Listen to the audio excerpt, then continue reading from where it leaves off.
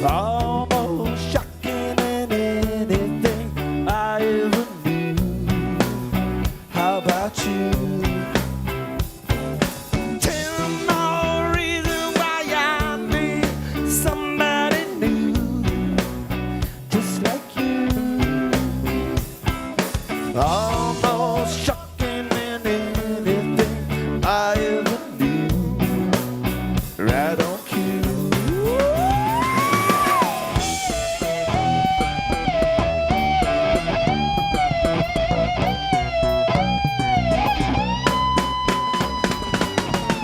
Can't stop addicted to the shindig. Chop chop, he says I'm gonna win big. Choose not to life and limitation. Distant cast into the reservation. Defunct the pistol that you pay for. This pump the feeling that you stay for. In time I want to be a misfit. Eastside love is living on the west end. Knocked out before you been a country. Don't die, you know that you deserve to. They've got your message on the pavement. But so back, I wonder what they're waving. Kickstart to go the generator. Sweet chalk but don't intimidate ya. Get stuff that goes from engineering. Use my hands for anything but theory. Your image in the dictionary. This life is more than ordinary. Can I get you maybe even three of these? Coming from a space to teach you what the Pleiades. Can't stop the spirits when they need you. This life is more than just a read through.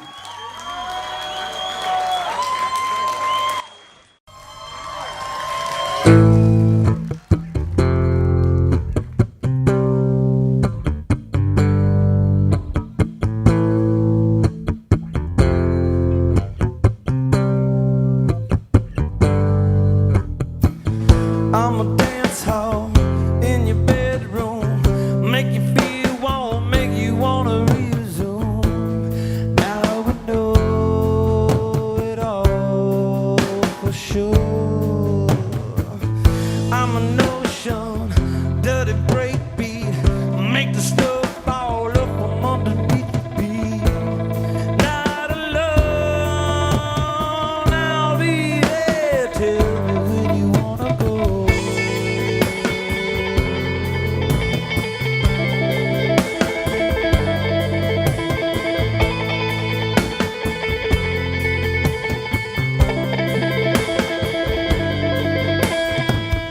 I'm a meth lab, first rehab.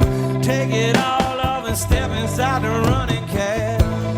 There's a love that knows the way. I'm the rainbow in your jail cell. All the memories of everything you've ever smelled. Not alone, I'll be there. Tell me when you wanna go.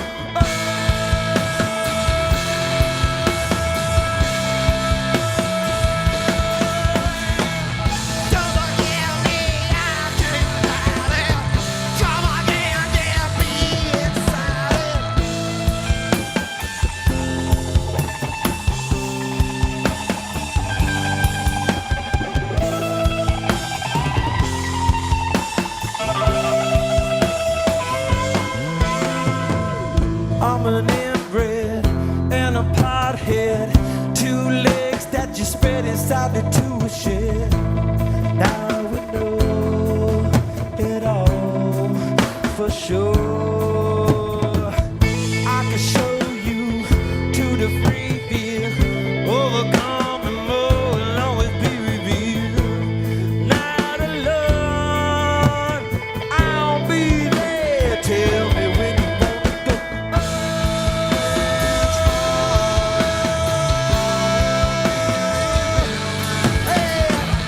Don't forget this, I can't hide it. Come on, can I get me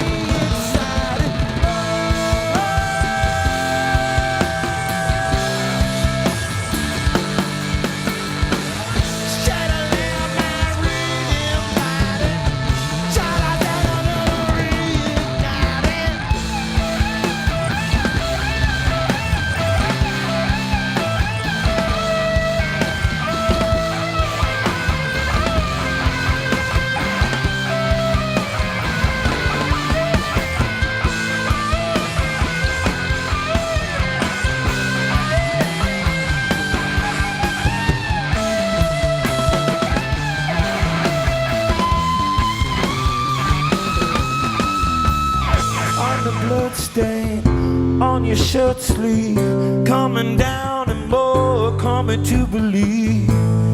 Now we know it all for sure. I'll make the hair stand up on your arm, teach you how to dance inside the funny farm. Night alone, I'll be there. Tell me when you wanna go. I'll be there. Tell me when you wanna go.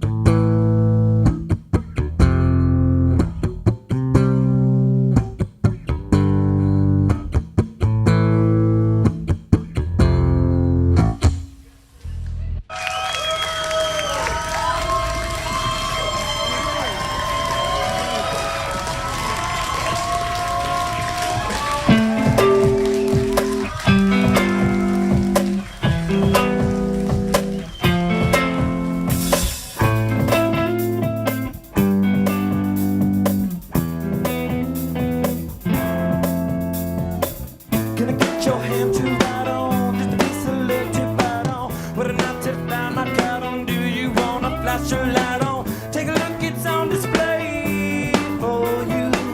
Coming down on night today. Did you meet your fortune teller? Get it off with no propeller. Do it up, it's always smelling. What a way to finally smell up. Picking up but not too strong for you. Take a piece and pass it on. Fly away on my Zephyr. I feel it more than ever. And in this pearl weather, we'll find a place together. Fly on.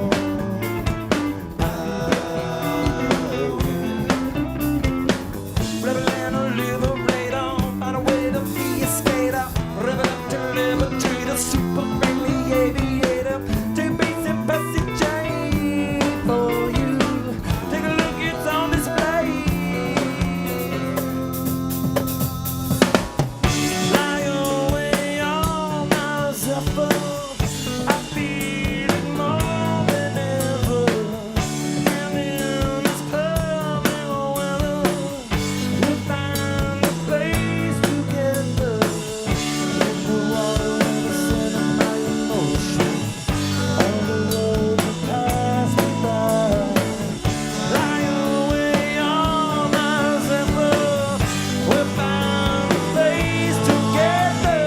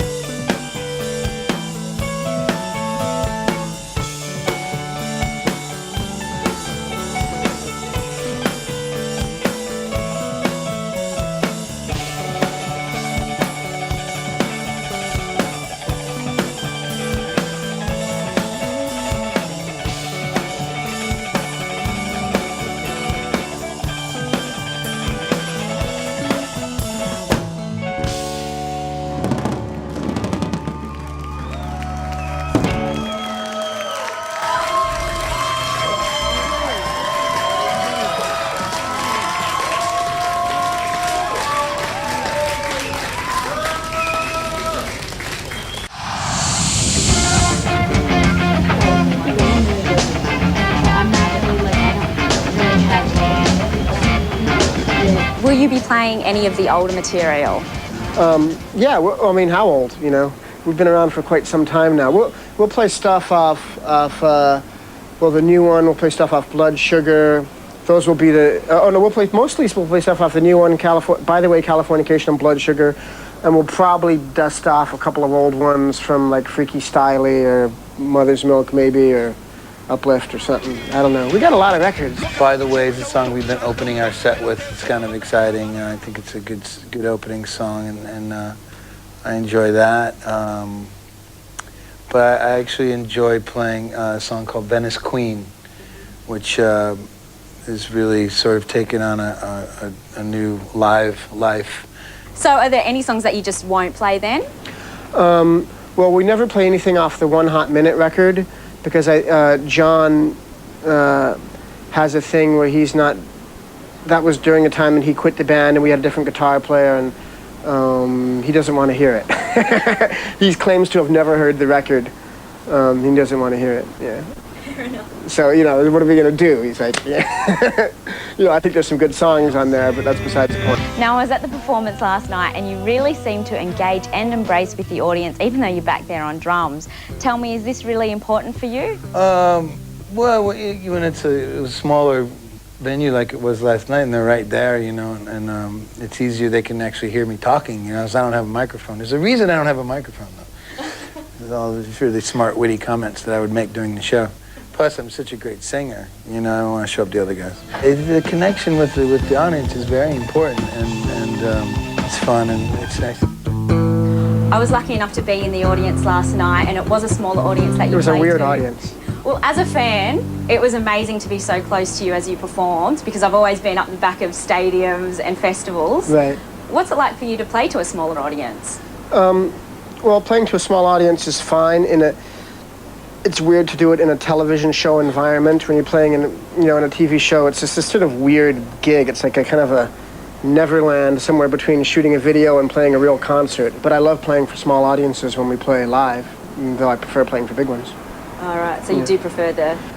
Yeah, I prefer the big ones only because, you know, this band has been around for 20 years, and we played for years to little clubs. I mean, I played 1 billion of them, you know, and it's not like we're this band that all of a sudden became famous and started playing arenas right away. It's 20 years of slowly and gradually climbing our way from the small places to the slightly bigger theaters, to the slightly bigger halls, to where we're at now.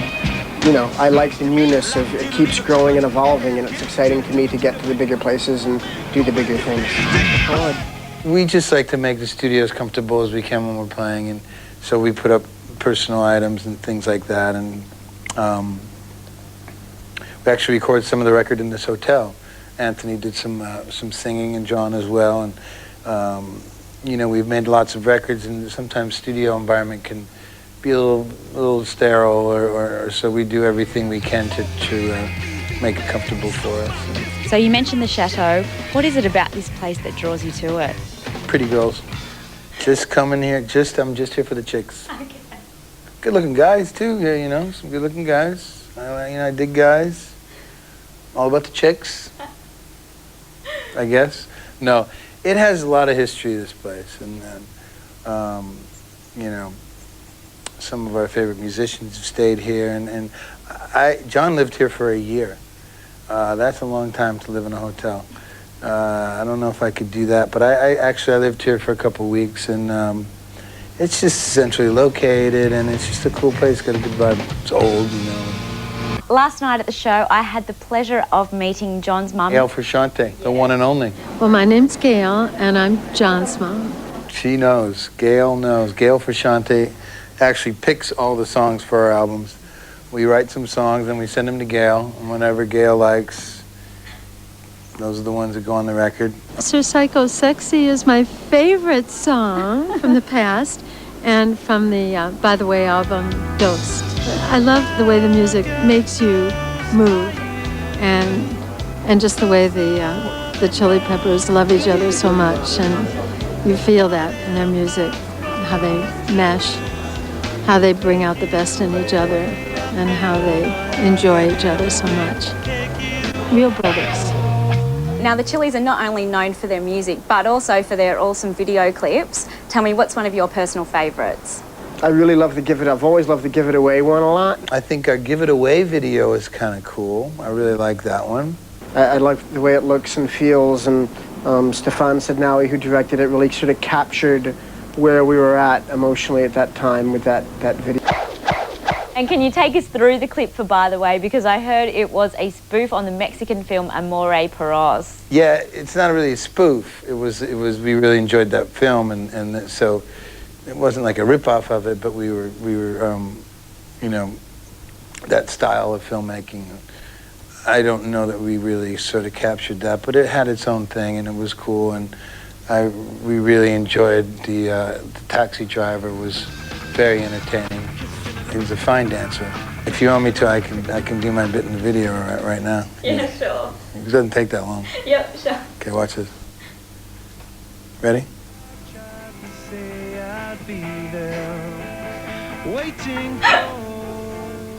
The Academy Award goes to...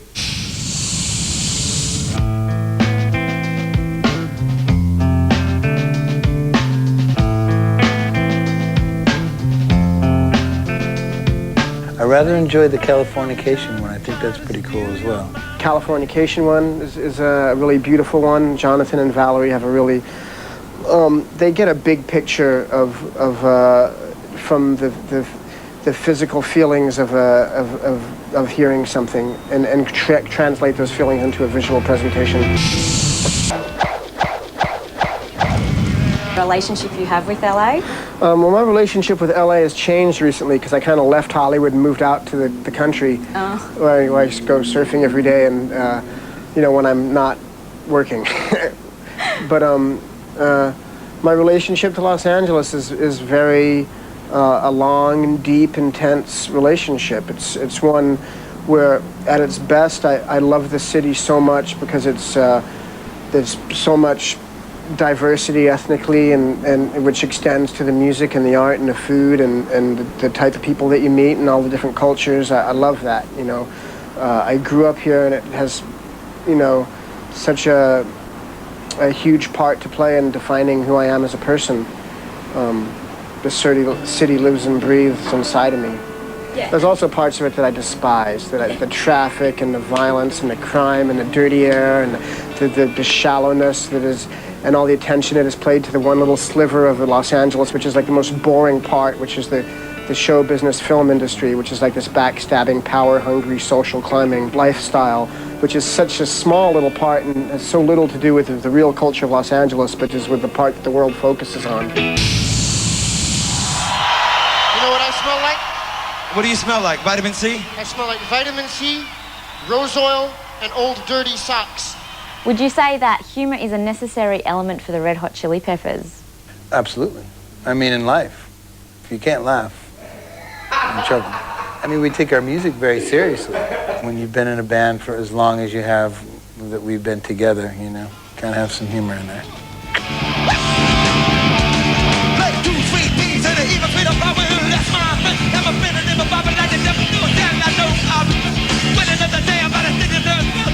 The humour of the band does seem to be reflected really well during the live performances, and I noticed that on the Chili Peppers DVD, Off the Map, that on the very last song, Me and My Friends, there seems to be a storm of what looks like ping pong balls and spaghetti. That was the work of my friends, the Foo Fighters. It's a little combo out of Virginia. It's a guy, Dave Grohl. He was in another little small band called Nirvana, and he plays the drums, but in that group, he's the singer. But we toured with them in America for about 4 months, and we would do 3 weeks and then stop for 12 days and then play 3 weeks again. And at the end of every 3 weeks, I would always rig something, not me personally, but I would get some stuff rigged above where the lighting trusses are, and at the last song, it would dump stuff down on Taylor Hawkins, the drummer. So, you know, we'd go through popcorn and M&Ms and just things, you know, nothing to hurt the poor guy, just to, you know, just for fun, just stupid on the road, just break up the monotony kind of stuff.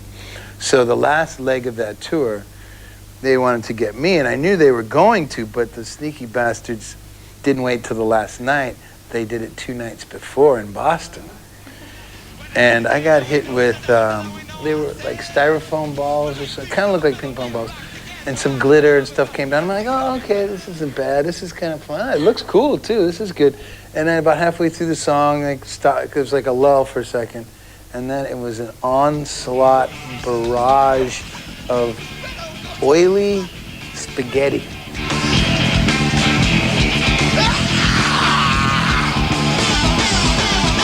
But I kept playing, I powering through, right through.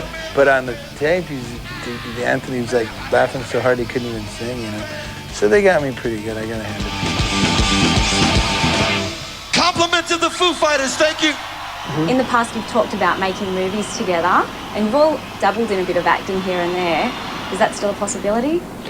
About making a Chili Pepper movie? Yeah. It's possible. You know, I have no idea. You know, it's definitely within reality, but it's not anything that we plan on doing, and we'll probably never do it.